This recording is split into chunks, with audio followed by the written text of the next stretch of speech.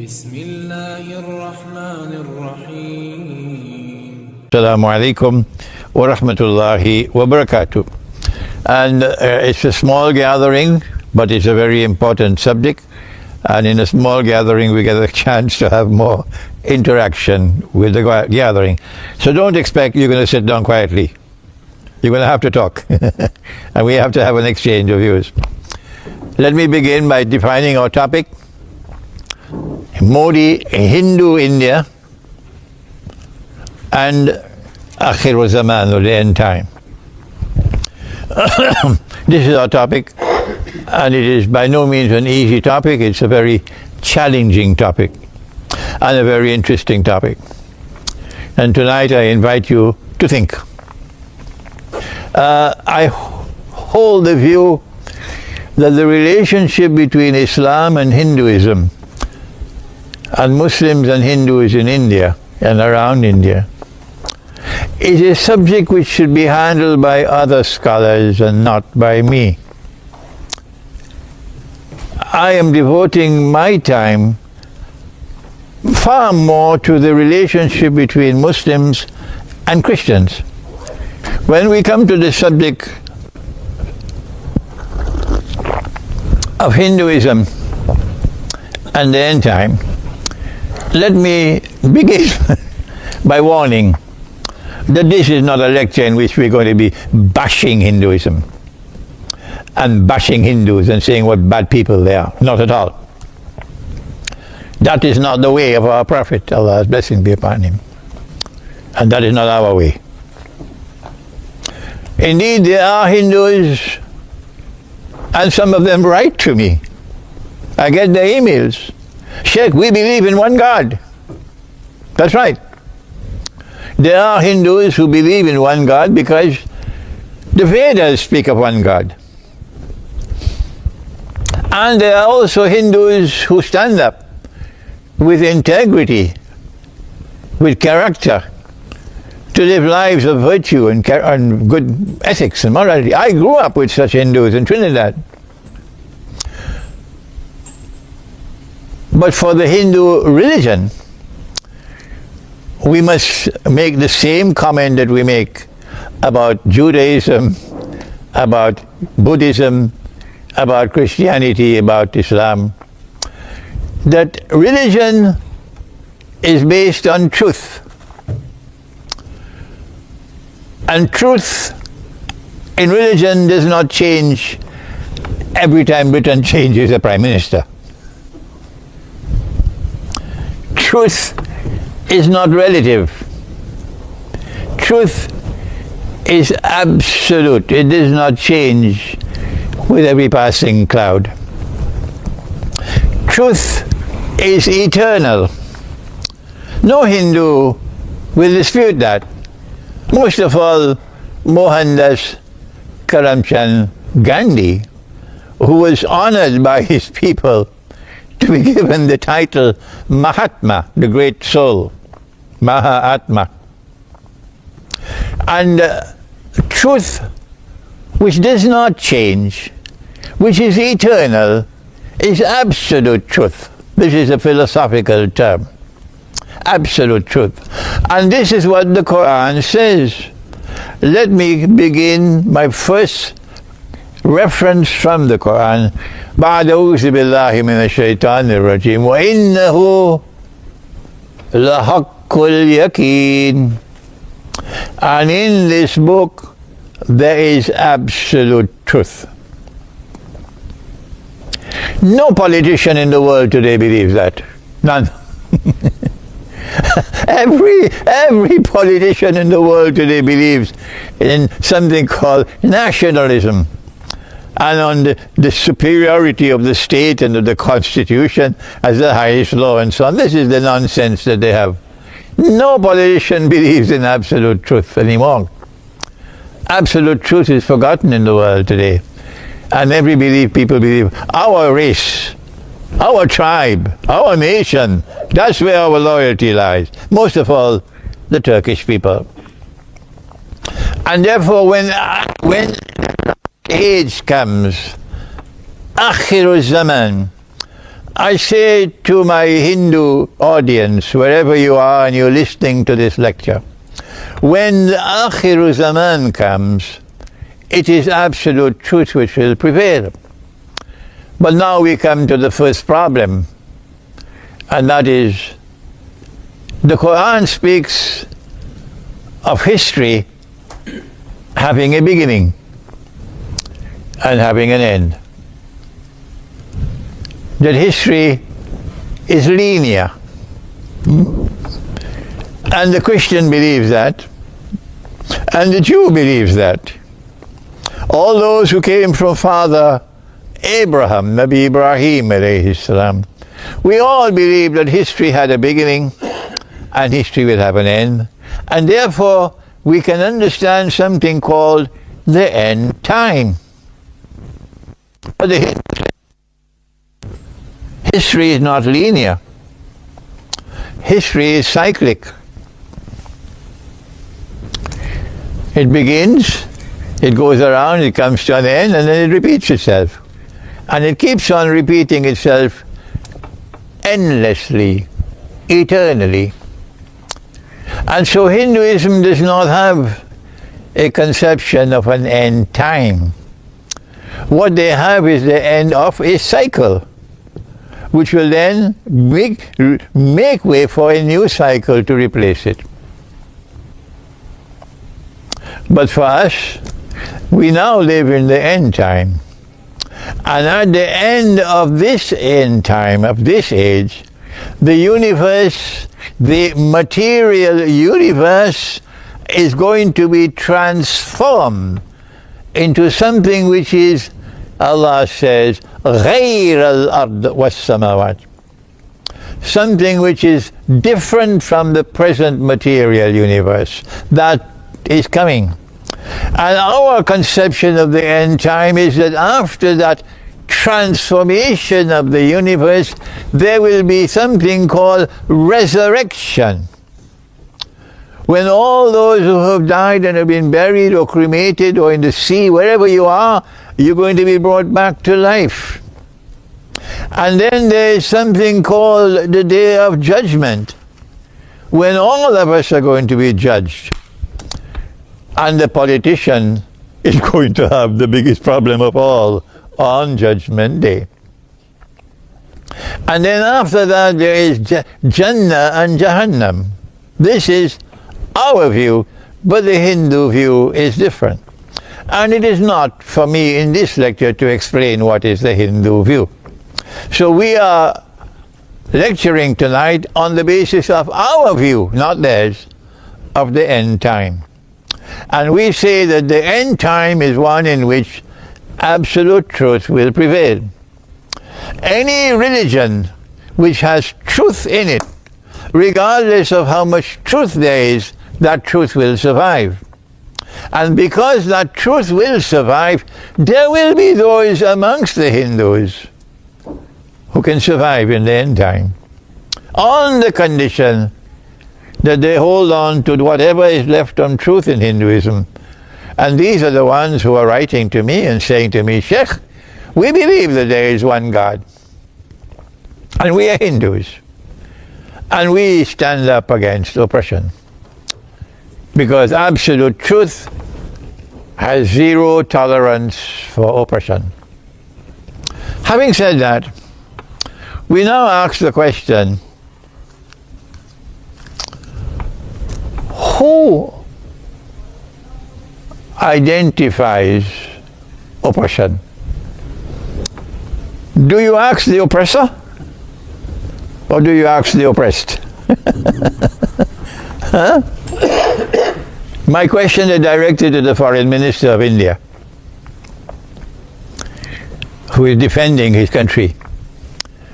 When the Rahbar, the supreme leader of Iran, I think maybe 1 week ago, the supreme leader of Iran, Sayyid Ali Khamenei, who is like Vladimir Putin, a man you don't play around with.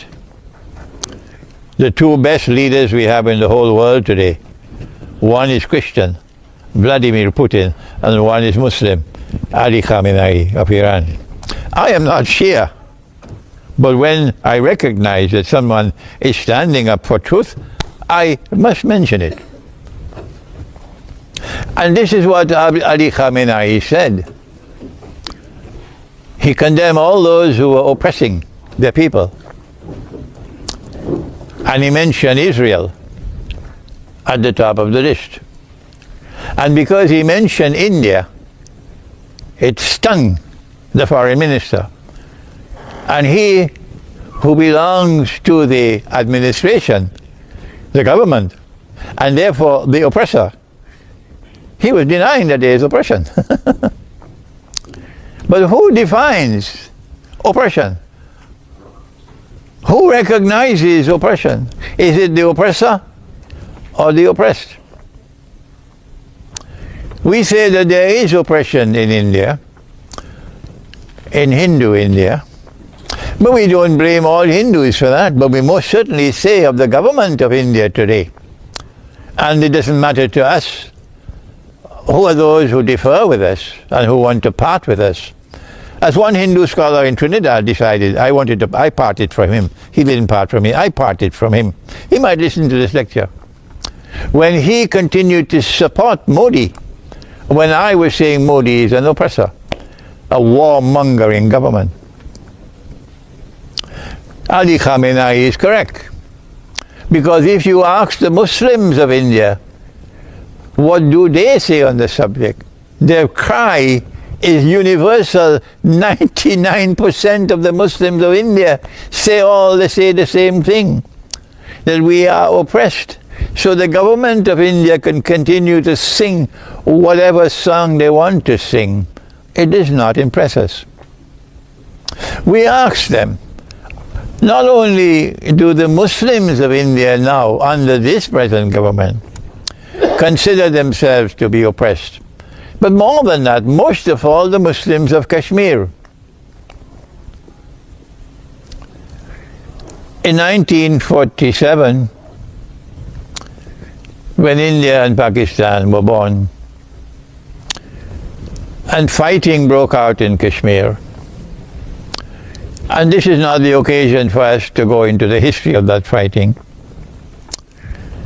the government of India decided to take the matter up with the Security Council of the United Nations. This was India's government decision.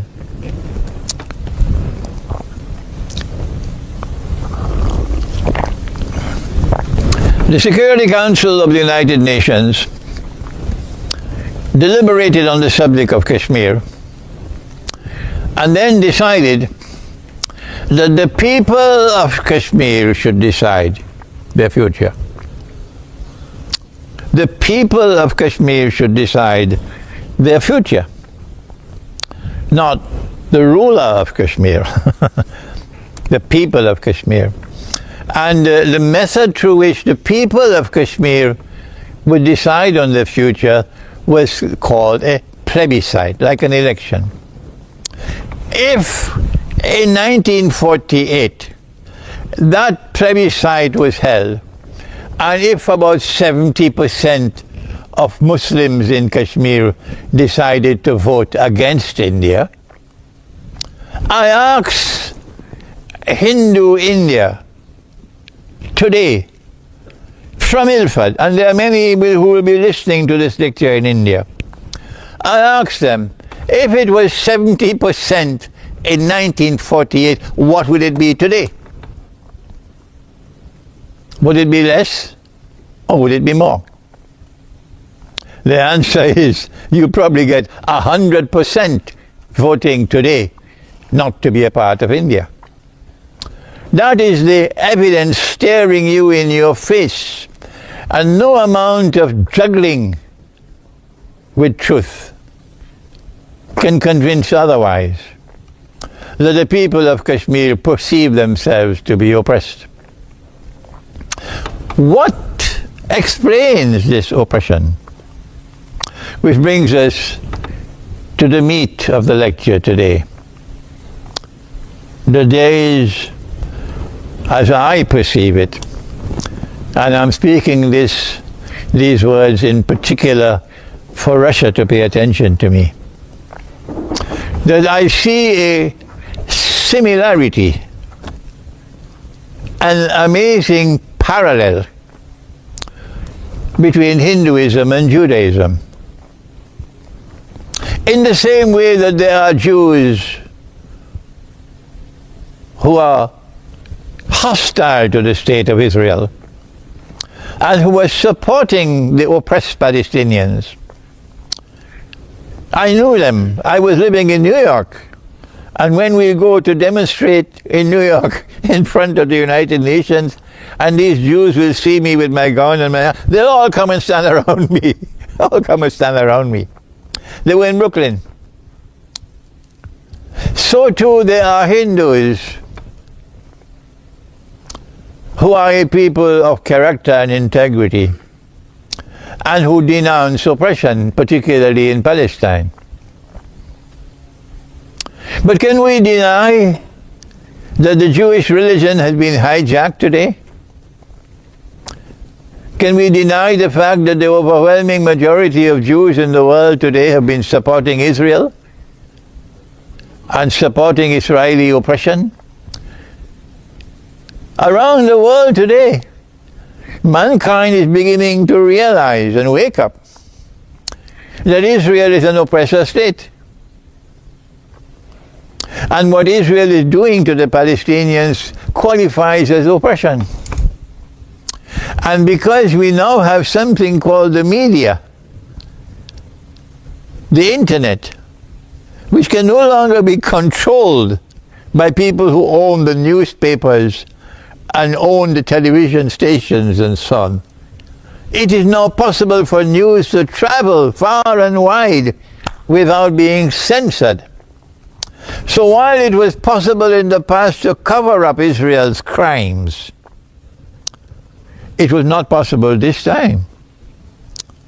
And as the news was spreading all over the world, students in the United States of America, in so many university campuses, were holding demonstrations condemning Israeli oppression, something unheard of before, because the United States was firmly in the grip of the Zionists. And so now it's becoming plain and clear to mankind that Israel is an oppressor state. What has happened in Israel is that Israel was born as a secular state, with secular parties ruling the government. But now no more. The religious parties have now taken over the country. And it is the religious parties who are taking Israel further and further down the road of oppression. But Judaism, the religion, condemns oppression. The Jewish people who are faithful to truth in Judaism would not be oppressors. So the transformation of Israel from a secular society with a secular political system and a secular government with secular political parties to a state today which is led by religious parties has resulted in an escalation of oppression and a betrayal of whatever remains of truth in Judaism. And now tonight from Ilford, I want to warn Hindu India that the same road on which Judaism has walked in the end time to reach where it is today, perceived by mankind as oppressor, that's the same road on which Modi is taking India. And so if you are a supporter of the Indian government, it's time for you to open your eyes and wake up, because tomorrow it'll be too late. Tomorrow they will do the same thing on the campuses of universities around the world to India, what they're doing today to Israel. What has happened in India was that Gandhi failed. Gandhi did not succeed. Gandhi, Mohandas Karamchand Gandhi, wanted, when the British were thrown out of Britain, of India, he wanted Hindus to live according to truth in Hinduism. So he wanted a Hindu state. And he didn't get that. The Indian National Congress went on a different road from Gandhi, to create India as a secular state, not as a Hindu state. The Muslims wanted the same thing that Gandhi wanted. The Muslims were led by the Khilafat movement. And the Khilafat movement wanted to get rid of the British. And when the British were thrown out, Muhammad Ali Jinnah didn't want to throw out the British. No. He wanted to get a constitutional agreement with the British. He's a lawyer. So he wouldn't use the language, throw out the British. But Gandhi would use that language, throw the British out. And the Khilafat movement will use that language, throw the British out. But Muhammad Ali Jinnah would not use such language. And Dr. Muhammad Iqbal would not use such language. Let me just put that into the records. So the Khilafat movement wanted to throw the British out. And when the British were thrown out, that the Muslims in India would live in accordance with truth in Islam. So Gandhi went to the Khilafat movement, the leaders, Abdul Bari, Maulana Abdul Bari was the leader. And he said to them, what you want is what we want. We both want the same thing. So let us join forces. This is what Gandhi said. If I am wrong, kindly correct me. And when we throw the British out, the Hindus will live in accordance with truth in Hinduism, and the Muslims will live in accordance with truth in Islam. And then you'll have to work for a political framework for that.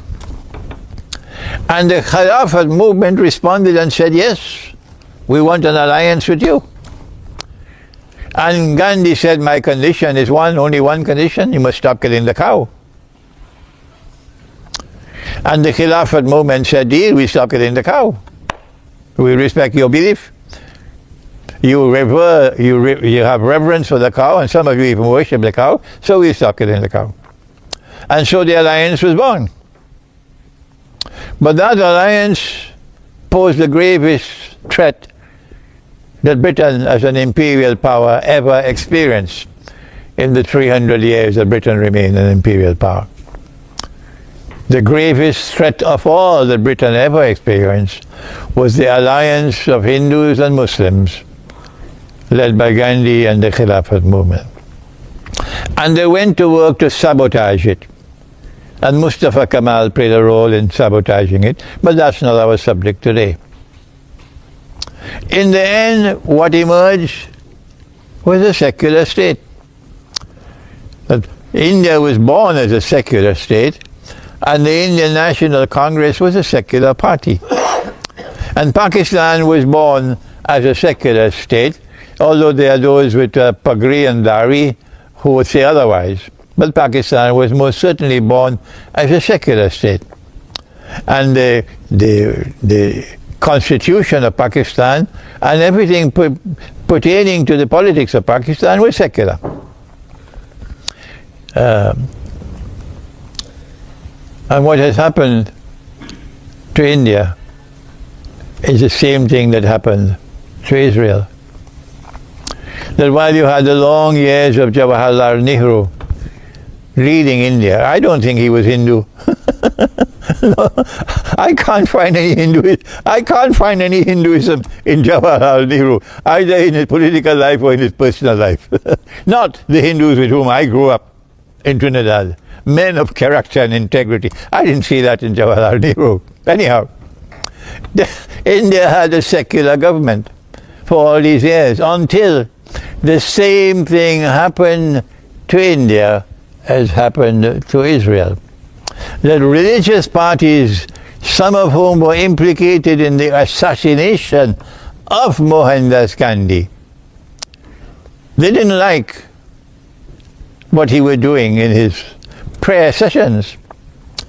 Gandhi would begin a prayer session with people reciting from the Qur'an, like Vladimir Putin today kisses the Qur'an. When you are as head of state, when you kiss the Qur'an today, tomorrow all of Russia will kiss the Qur'an.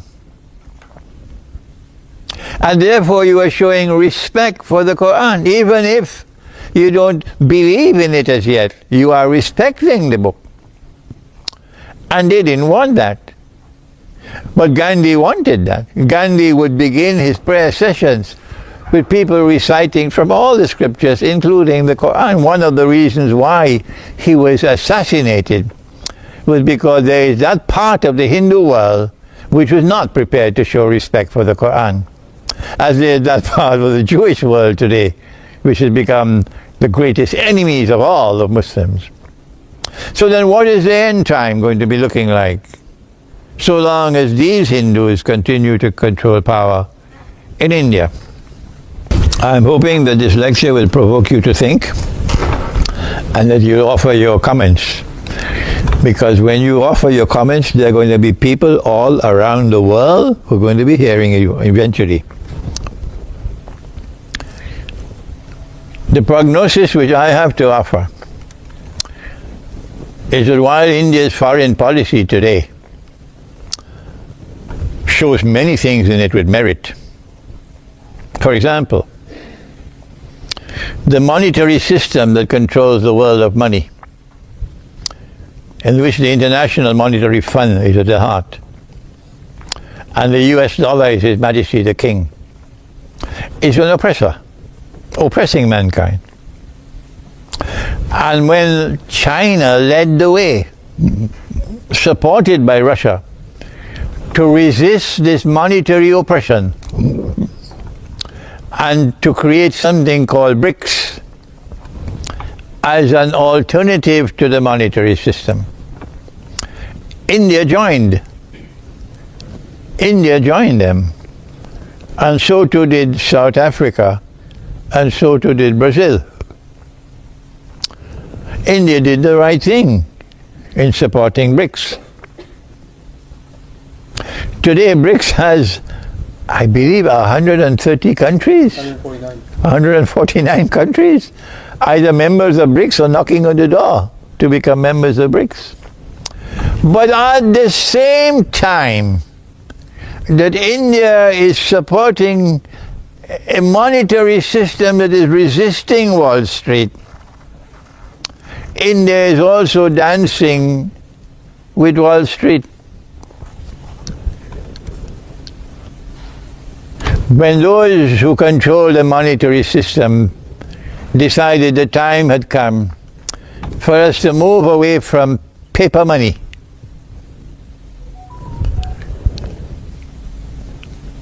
to reach a cashless world, and you will excuse my language, and all the sheep and cattle and goats and camels in the world who have nothing in their head but peanuts welcome the cashless world.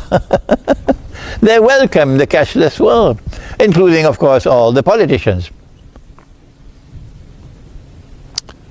But the cashless world is precisely what they want, the enemy. Because once money becomes digital, electronic, you no longer have any independence.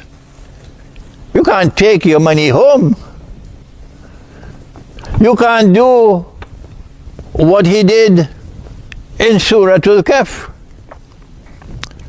He dug a hole and he buried it. You can't bury electronic money. When the Prophet Samuel appointed Saul or Talut as king, this is in Surah Al-Baqarah of the Qur'an, the Israelite people protested. How can you appoint him as the king? He doesn't even have 1 kilogram of money. He doesn't have even 1 kilogram of money. The Qur'an, of course, doesn't use the term kilogram. They use the other term used at that time, a sa. But can you weigh electronic money, you dum-dum? Can you weigh electronic money?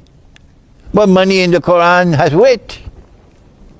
Money in the Qur'an has weight. No politician believes that, of course. And yet you go voting for them.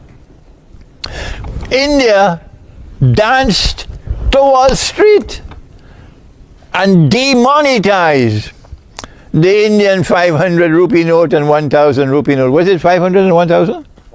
Huh? 500 and 1,000. And caused a lot of trouble for the poor. The poor. Many people lost their wealth because they were saving their money underneath a pillow, and they were not in a position now to provide evidence. Where did I get this money from? So they're afraid if I go with this money to try to get it changed now to electronic money, I might be arrested. And so they choose to lose their money rather than court arrest. And so Modi gave a display of ethics in the world of monetary economics that can best be described as opportunism, the politics of expediency and of opportunism. These are harsh words, and there are many in India who are going to be annoyed with me. But the same politics of expediency and opportunism, which is there in India's policy, foreign policy, that was displayed in the world of monetary economics, same thing in politics.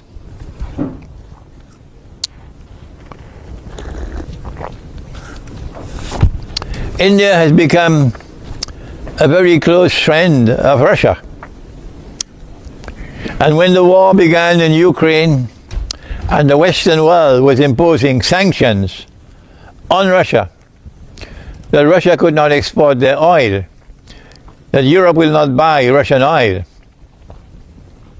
and the Western world was putting pressure on India to impose sanctions on Russia. India said, no, we'll not do that. When the Western world was putting pressure on Russia with the banking system called SWIFT, and Russia was attempting to get around it, and Russia said, we'll sell our oil for gold. And India said, we'll pay. And Iran got their oil sold for gold. And India was showing resistance of the West. And this was something admirable in India's foreign policy. The Indian government has consistently refused to bow to Western pressure to impose sanctions on Russia and to turn against Russia. And so we commend India for standing steadfastly with Russia when the entire Western world is hostile to Russia and imposing sanctions upon Russia. What did India do? India decided to buy Russian oil in a massive amount at a discounted price and then sell the oil to Europe. Yes, sell the oil to Europe.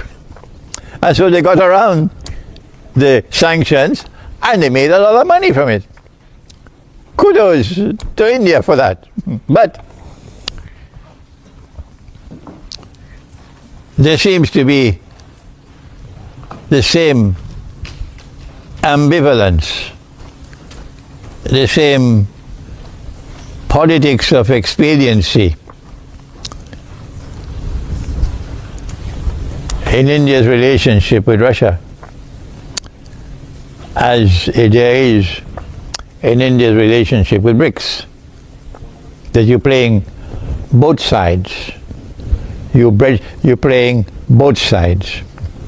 And that is, you can see what happened just recently that Narendra Modi, when he was re-elected as Prime Minister, the first place he went to visit was Russia. And the Western world cried out loud. So then what did he do? He went to visit Ukraine. It's called a balancing act. Can you expect that kind of conduct from Iran? No. Iran had a leader like no other leader in the whole world, who pointed his finger at Washington, and he said to Washington to your face, "You are Shaitan al-Kabir," the great Satan. Can you imagine a Pakistani Prime Minister doing that? A Bangladeshi Prime Minister? Or a Malaysian Prime Minister? Or an Indonesian President? Or an Algerian President? Or an Egyptian? They'll never do that. But that's what Ayatollah Khomeini did, rahimahullah. He pointed his finger at Washington and he said, "You are Shaitan al-Kabir." And in the end time, if you do not recognize modern Western civilization as the greatest oppressor of all times, you are on the wrong side of history. But what India is doing under this government is playing both sides. I don't talk about Pakistan because the Yankee puppy dogs who control Pakistan in the armed forces, they're a waste of time. So Pakistan has no role to play in history until Pakistan wins her freedom. And we pray for that day to come when Pakistan will be free for the first time since Pakistan was born. But India is playing both sides. And in Akhiru Zaman, it is absolute truth which will prevail. And absolute truth does not allow you to play both sides. India is hedging herself, keeping on good terms with the Western world and keeping on good terms with Russia. I want to end the lecture having spoken about economics and having spoken about politics, to now speak about society, the social order, and about the moral and spiritual life. I come from the island of Trinidad, and we are an exceptional island in that the original people who lived in that island today have almost disappeared. In Singapore, they still have not disappeared. They're probably about 15% of the population now, the original people, the Malay people. But in Trinidad, they've almost disappeared.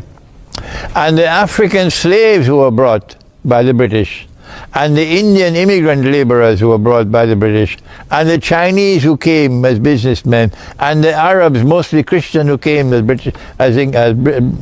businessmen. These are the people who control the country now. So we have a substantial proportion of the population that is Christian.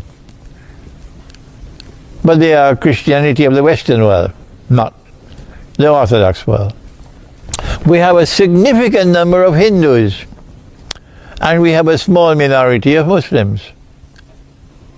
And when the country became independent, so-called independence, the religions had no role to play in that process and in the constitution being established. No role at all. And Trinidad and Tobago came into being as a secular state, in which religion is not allowed any role to play in the state and the society, institutional role. After 60 years, the society is collapsing, and there's rampant crime, kidnapping, killing, raping, as though everywhere you turn there are criminals around the corner. Our Prophet warned about this time. He said, "I see harj falling on your rooftops like rain." They asked, "O Messenger of Allah, what is harj?" He said, "Killing and slaughter, to such an extent that the one who is killed would not know why he was killed. And the one who is killing would not know why he was killing. They're only paying him and he goes and he kills. So we now live in a collapsing society in Trinidad. And I, as an Islamic scholar, I have warned, I said, we can't change that. That ship is sinking. And we can't help you. What we can do is those of us who want to live the religious way of life, we will separate ourselves from your society, as they did in Surah Al-Kahf of the Qur'an. And we will build small, God-fearing communities in the remote countryside.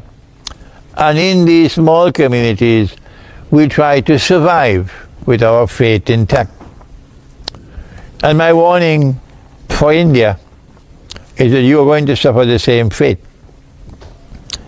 I grew up with Hindus who were men and women of integrity and character. Tomorrow in Hinduism, in Hindu India, everyone will be a crook. And the pious Hindu, the Hindu who has faith in his heart, would ask himself, what has happened to my country? Because you have lost the truth in religion. And the religion that you now have is an oppressor. And there can be no oppression in truth. So Hinduism is likely to suffer. Hindu India is likely to suffer the same fate as Jewish Israel. That you are going to become a society of people who lose all capacity of living lives of character and integrity, living lives of fidelity to truth, and living lives which abstain from oppression. This is all I have to say, and this is no more than an introductory lecture. I wish I don't have to do more on this subject. I wish that there are other scholars who will come and take over from me so I can remain with my subject. I believe there are many Muslims in India who will benefit from this introductory lecture that I've given. The fate that awaits you in India is the same fate that has come to the Palestinian people. Thank you. Wassalamu alaikum wa rahmatullahi